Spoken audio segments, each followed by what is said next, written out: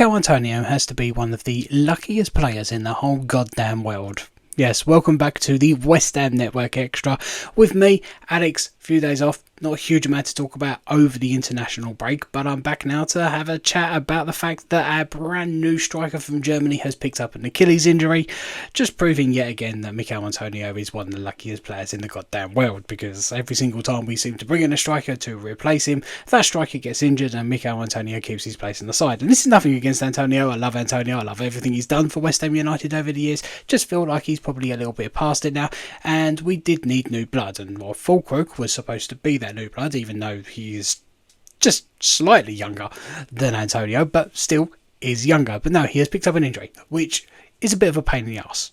Quite a bit. Now, do we know how long he's out for? No, we don't.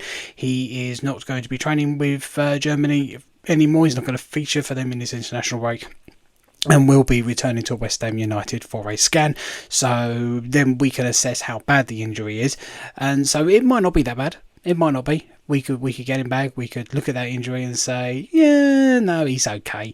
He could probably play on the game on Saturday against Fulham, but, you know, we're not that lucky, are we? We're not that lucky when it comes to strikers, and, you know, he's just going to be out for like 3 or 4 weeks, and, yeah, we're going to be subjected to Antonio up top. Now, actually, in the past, when this has happened with other strikers that have come into West Ham United and they have got an injury, Antonio has then come in and said, right, I'm going to show you what I can do, and then he goes on a little bit of a run, so maybe that will happen.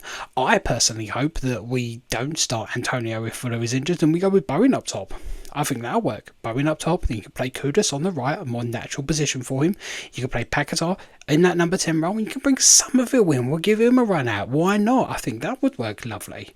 But will Lopetegui do that? I don't know. He may have seen Bowen's little cameo as a striker in England's game against the Republic of Ireland and think, do you know what? He looks kind of decent going through the middle. Because he did. He came on and he looked alright. He only played 11 minutes. Maybe he'll get a little bit more game time tomorrow in the game against Finland. And if he is playing up top when he comes on, then yeah, Lopetegui might look at that and think, do you know what, maybe I will go with Bowen. But we do know that he is a fan of Antonio. He did want to sign Antonio when he was Wolves manager, so he probably will stick with him, unfortunately. But we don't know. Like, Fllkrug may not be that badly injured, and he may be okay, but we will have to wait and see, won't we? We will. What else has been going on? No, not much really. I mean, yeah, we mentioned Bowen. Obviously in the England squad getting 11 minutes the other day, and he did alright, couple of shots on target, did more in those 11 minutes than Harry Kane did in 84 minutes on the pitch. That was good to see. Fuller did score a goal for Germany as well in their 5-0 win over Hungary. Nice little finish. So, you know, that's 14 goals for Germany and 22 appearances for them, so he is a good striker. He can score goals. I felt like he just needed a run out in the side, which is another reason why it's really annoying that he has picked up that injury.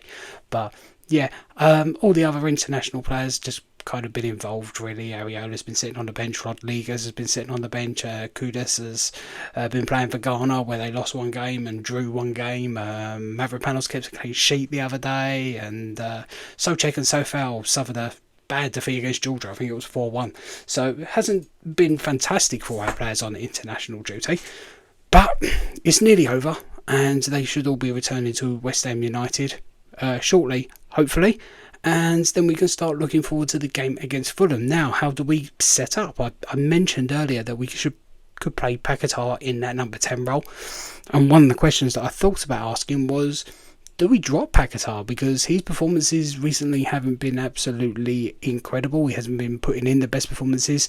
So is he a droppable player? I don't know. We do know that he could be an absolute world beater.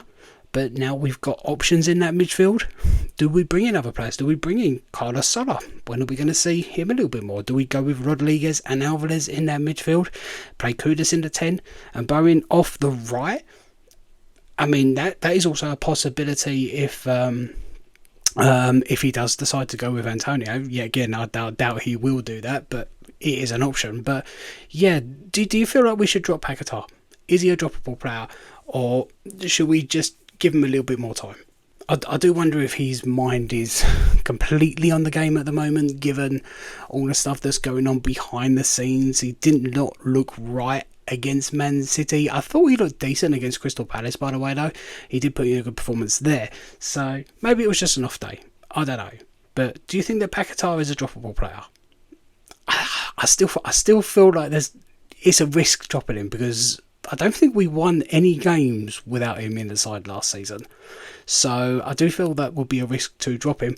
But given some of his performances of late, it's definitely a question that could be asked. So yeah, it should be an interesting game, interesting lineup probably against Fulham. But we'll do a review on that game later on in the week, and maybe we'll have a little bit more of a chat about it on, I may go live Thursday. I don't know if I'm going to do the TikTok takeover tomorrow because the England game is on, and I don't know if there's going to be a lot of interest, so I might push that to a little bit later, possibly.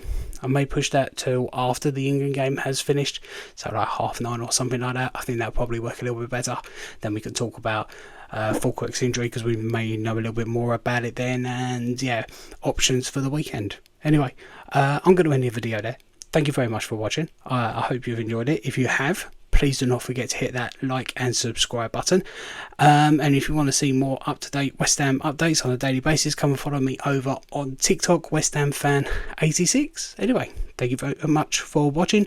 Good evening, good morning, good night, whenever you are watching this. Come on, you Irons.